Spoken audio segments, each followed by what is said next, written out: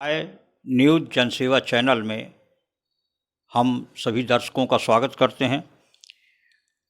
आज एक जिस खबर के बारे में हम आपको बताने जा रहे हैं वो कोई पुरानी तो नहीं है, लेकिन जनता के लिए एक परेशानी वाला तो है ही। बात दरअसल ये है कि सतना में एक लंबे समय से सक्रिय भूमाफिया सीधे साधे लोगों को किस तरीके से परेशान कर रहा है, इस विषय पे आज एक खबर हमारे सामने आई है।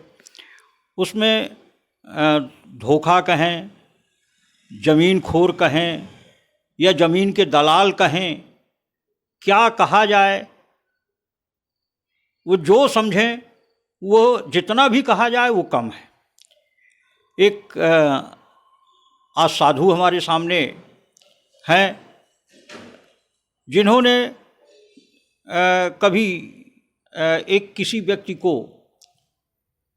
ज़मीन कुछ गहन रखा या उनसे उधार पैसा लिया, और वो साधु पढ़े लिखे नहीं हैं, ये बता रहे हैं। उन्होंने अपने लिए कुछ ज़रूरत का पैसा उधार लिया, उस पर कर्ज देने वाले व्यक्ति ने उनसे एक उसमें दस्तखत करने के लिए कहा। बोला लिखा पढ़ी करना पड़ेगा, और उस लिखा पढ़ी के माध्यम से उस अनपढ़ साधु के साथ में उन्होंने उनकी पूरी ज़मीन ही बिक्री में लिखवा लिया। तो हमारे सामने वही साधु हैं नंदलाल दास बाबा, जो सतना शहर के कृष्णनगर क्षेत्र में लगभग 40-45 वर्षों से निवास कर रहे हैं। उनके कोई संतान भी नहीं है। दोनों पति पत्नी वृद्ध दंपत्ति वहाँ पर निवास कर रहे हैं। उनके साथ में एक धोखाधड़ी हुई है। उस धोखाधड़ी की शिकायत भी उन्होंने सतना जिला प्रशासन से लगभग 1 वर्ष पूर्व की थी, लेकिन साल भर बाद भी उस पर कोई कार्रवाई नहीं हुई। अभी उन्होंने 1 माह पूर्व फिर से जिला प्रशासन में शिकायत किया, लेकिन अभी भी कोई कार्रवाई समझ में नहीं आ रही है। हम उन साधु महात्मा बाबा नंदलाल दास जी से सुनेंगे कि उनकी क्या कहानी है। आइए सुनते हैं। बाबा जी, आप ये सतना शहर के ये कृष्णनगर क्षेत्र में कब से रह रहे हैं?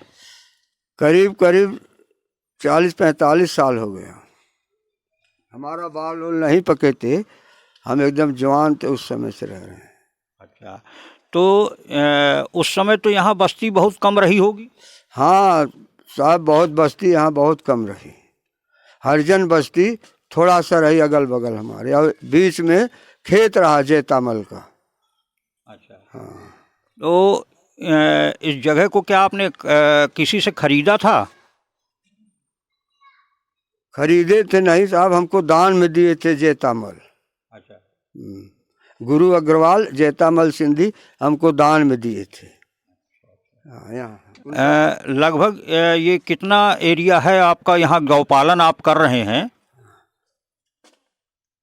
हमारा मकान दान पत्र के रजिस्ट्री हमारा जो है 35x60 का है, और ये 35x60 का हमारा गौशाला के लिए दिए थे गुरु अग्रवाल मनोहर सिंधी, कि आप इसमें गौआ रखे रहो, समय आएगा तो हम आपके नाम कर देंगे, गौ के नाम कर देंगे। अभी वर्तमान में आपके पास कितनी गाय हैं? अभी इतनी वर्तमान में 18-19 गाय हैं। इनका पालन पोषण चारा भूसा कैसे करते हैं आप? सब मांग जांच के करते हैं, इनके मंदिर की व्यवस्था से करते हैं, मांग जांच करते हैं। इनका चारा वही तो हम गहन रखे थे, तो इन्होंने हमको ले जाके वहाँ तहसीलदार साहब के यहाँ तो झूठा मूठा बयान दिला कि हमारा सारा घर भी लिखा लिए, हमारा गौशाला भी लिखा लिए। कौन व्यक्ति है वो, नाम बताइए। द्वारिका प्रसाद गुप्ता हमारे पड़ोसे में रहते हैं। अच्छा। हाँ। तो उन्होंने क्या किया आपके साथ? हमारे साथ बहुत बेईमानी किया था। हमारा घर भी ले लिया और हमारा गौशाला भी ले लिया। हम जाएंगे कहाँ? हमारी गौ हमारी अम्मा जो है 12 महीना गौ सेवा करती हैं, भीख मांग मांग के हम लोग सेवा करते हैं। आपकी धर्म पत्नी? हाँ हाँ, हमारी धर्म पत्नी है। अच्छा अच्छा। हाँ, हमारे कोई बेटी बेटा नहीं, हम दोनों साधु हैं। अच्छा, आपके कोई संतान नहीं है? कोई संतान नहीं है। अच्छा, तो आपने शासन में, प्रशासन में कभी कोई आवेदन दिया क्या? हाँ, प्रशासन में दिए थे आवेदन हमने, कलेक्टर साहब के यहाँ। उसका को आज तक कोई सुनाई नहीं हुआ। कब आपने आवेदन दिया? साल भर पहले हो गया। तो कोई कार्यवाही? अभी तक कोई कार्रवाई नहीं हुआ। उसमें कोई कार्यवाही नहीं हुई? अभी नहीं साहब, अभी कोई कार्रवाई नहीं हुआ।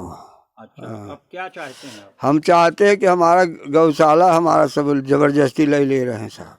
हम लोग जाएंगे कहाँ, बूढ़ी बूढ़ा बेईमानी करके ले रहे हैं हमारा। अच्छा, अम्मा जी आप बताइए कुछ, क्या जानती हैं इसके बारे में, और आप कब से रह रही हैं? हाँ अब बता तो दिए बाबा जी, तो हम क्या बताएं। आप भी बता दीजिए। अब 40-45 साल हो गया यहाँ रहते हमको। हाँ। इसमें खेती करते थे हम, खेती करते थे। उसके बाद फिर गैया भैंसी बहुत रखे थे, भैंसी बेच के गैया, अब गैया रखे हैं। हाँ। गैया रखे हैं, गैया 15-20 थे हैं। हमारे कोई संतान है? अब लड़के बच्चे कोई है नहीं महाराज, हम क्या करें। गौ सेवा कर, गौ सेवा में खाते पीते हैं, इन्हीं की जो कमाई होती है इनको खिलाते पिलाते हैं। किसी से जब कमी हो जाता तो मांग लेते हैं इधर उधर से। तो ये जो आपसे कागज पे लिखवा लिया, ये आपको बताया नहीं था इन्होंने? अब नहीं बताया। ये गया वहाँ कहाँ कचहरी में, नहीं बता लिखा है। कचहरी में गए तो अपना अब जो कुछ किया हो हम कुछ नहीं जानते। तो घर में आपको बताया नहीं? नहीं बताया, हम तो यहाँ रहते घर में। तो बाबा जी जब आपसे ये लिखा पढ़ी करवाई गई तो उस समय आपसे क्या बताया था कि आप बिक्री कर रहे हैं या गहन रख रहे हैं? किस तरीके से आपको पैसा दिया गया? हमको गहने करके ले गए थे, तब वहाँ हमको पता नहीं था। साल भर के बाद में इसको कब्जा करने लगे तो कहीं बिक्री लिखा है, तुम्हारा घर लिखा है और गौशाला भी लिखा है। हाँ, तब उसके बाद में हमको मालूम हुआ तो हम कलेक्टर साहब के यहाँ दरखास्त लगाए, तो आज तक कोई सुनाई नहीं हुई।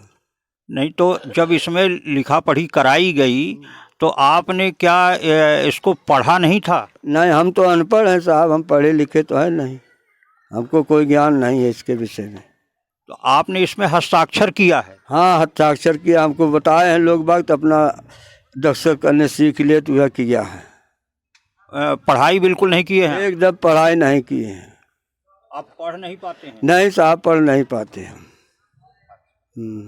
इसका मतलब आपसे धोखे से ये लिखाया गया? हाँ हजूर, हमसे धोखे से, हमको बताए नहीं हम तुम्हारी जमीन रजिस्ट्री करा रहे हैं, क्या करा रहे हैं क्या नहीं, हमको बताए नहीं।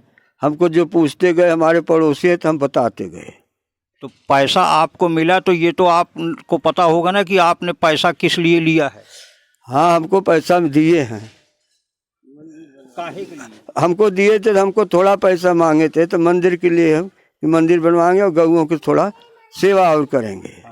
गौशाला हमारा टूट गया तो बनवाने के लिए तो हमको पैसा दिए हैं। अब उस समय हमको उतना पैसा नहीं, रजिस्ट्री में बाद में जब हमको पता चला, रजिस्ट्री निकलवाया, तब हमको पता चला कि हमको इतना पैसा दिए हैं। हाँ,